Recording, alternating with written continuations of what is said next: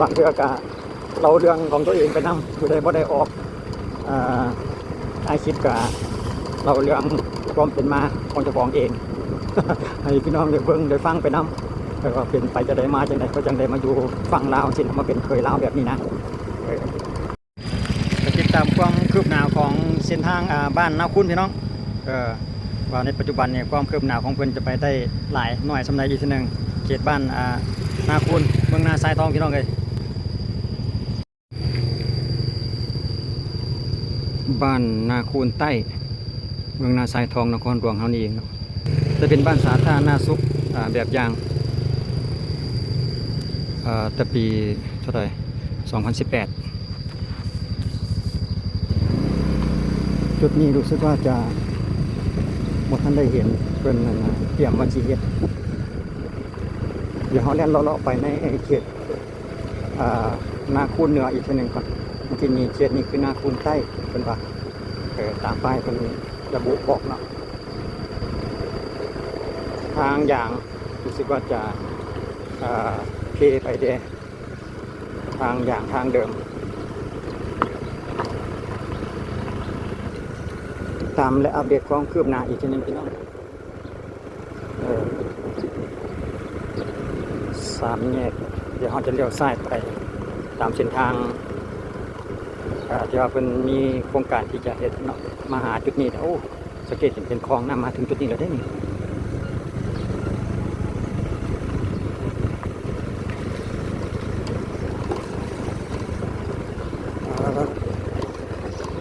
ใครจะได้ราดยางไปได้นี่นะยังรอแต่ว่าลงเบสคอร์ดแล้วก็ราดยางไปได้นี่เพราะว่าคลองน้ำเพิ่นรู้สึกว่าเพิ่นจะเอาแต่ซ้ำนี่เนาะว่าคลองระบายน้ำจะมีแต่ซ้ำนี่จะเป็นคลองดินนะครับจะเป็นห้องแล้วก็จะมีท่อหน้าบ้านของไผ่ของเรา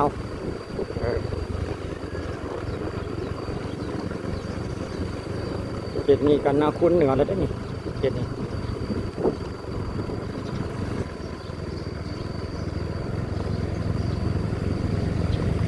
คลิปนี้เรามาติดตามความคืบหน้าของเขตบ้านนาคุณสกลพี่น้องเมืองนาทรายทอง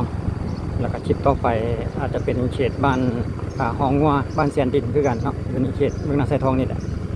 เดี๋ยวเรามาเบิ่งเกี่ยวกับการความคืบหน้าของเพิ่นอยู่เขตบ้านนาคุณอีกทีหนึ่งก่อนก็ยังมีหลายเส้นจะได้ที่ว่าข้าพเจ้าจะนำไปอัปเดตล่าสุดอีกทีหนึ่งนะยังมีเขตเมืองไทยธานีกับอยู่ทางบ้านปากซาบหรือว่าทางบ้านสมสมัยอีกทีหนึ่ง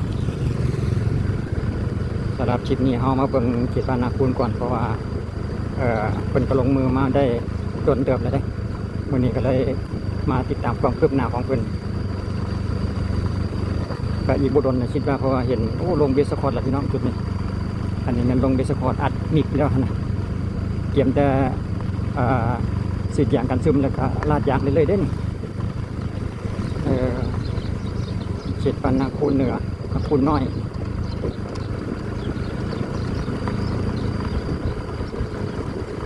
วันนี้ยังเศร้าอยู่คิดว่านะว่าจะมีรถ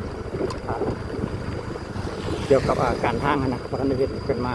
เราจะเลี้ยนเรื่อยๆเลี้ยนออกไปเส้นนี้ก็เลี้ยนออกไปหาเส้นทาง13เหนือพี่น้องเขตเมืองนาทรายทองจากบ้านนาคุณออกไปหาเส้นทาง13สายเหนือว่ารู้สึกว่ามันจะอัดวิสปอร์ตนี่ไปจนพอดเขตบ้านนาคุณมีอะไรได้นี่สุดๆบ้านหมู่บ้านของเขตนาคุณก็ว่าได้แหละเอายาวเหยียบเลยโอ้แสดงว่าเรียบร้อยเวลาเป็นลาดยางนี่ก็พอได้โดนนั่นลาดมือเดียวแล้วเลยได้นี่ก็จะรอจังหวะให้หน้าดินมันแน่นที่ว่าตัวที่เพิ่นอัดแล้วเนาะอีกอย่างหนึ่งช่วงนี้ก็ฝนจะชุ่มหน่อยหนึ่งเพิ่นก็อาจจะเบิ่งสถานการณ์ของฟ้าฝนไปน้ำแดงก็ได้คืนนี้ก็ตกแล้วพี่น้องเลยฝนตอนนี้มันฟ้าแกล้งแดงแล้วนะดินก็เลยแห้งไปยาวเหยียดเลยเดี๋ยวเขาจะเลี้ยนออกไปอีกนิดนึงว่าคนเทพไปได้ส่วนใดส่วนหนึ่งบ่สำหรับเส้นทางนี้เนาะเป็นฮอดเส้นทาง13นี่ครับทางเดิมเพิ่นก็เป็นทางลาดยางมาก่อนแดดเนาะก่อนเขาก็สังเกตเห็นเป็นทางลาดยางเดิม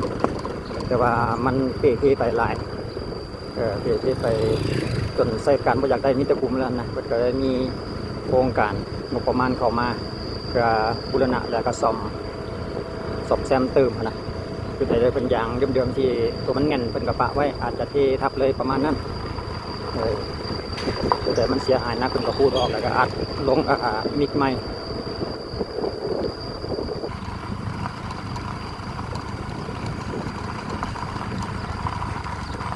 เห็ดดำๆรู้สึกว่า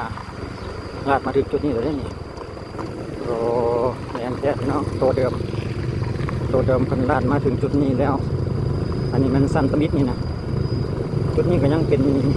เพียงสั้นแรกอยู่เลยยังว่าท่านมีสั้นที่สองว่าสังเกตเห็นยังเป็นหินก้อนใหญ่อยู่นะผมแน่ใจว่าเป็นเกณฑ์ละชั้นที่สองเลยในมือใดอีกทีนึงติดตามอีกทีนึงก่อนว่าเป็นจะเห็นชั้นที่สองในมือใดถึงก็ได้ชั้นที่หนึ่งก็ได้ชั้นที่สองแบบนี้ก็ดีแล้วนะพอได้แก้ไขไปพอให้มันมีฝุ่นหรือว่ามีขี้ตมเวลาเขาแล่นรถนะก็มันเข้าสู่ฤดูหน้าฝนแล้วในปัจจุบันวันนี้ก็อาจจะมาช่วงท้ายเดือนพฤษภาแล้วพี่น้องท้ายเดือนพฤษภาปี2026เอาสถานการณ์ความคืบหน้าของเส้นทางบ้านนาพุทธให้ทุกท่านได้เบิ่งไปนำ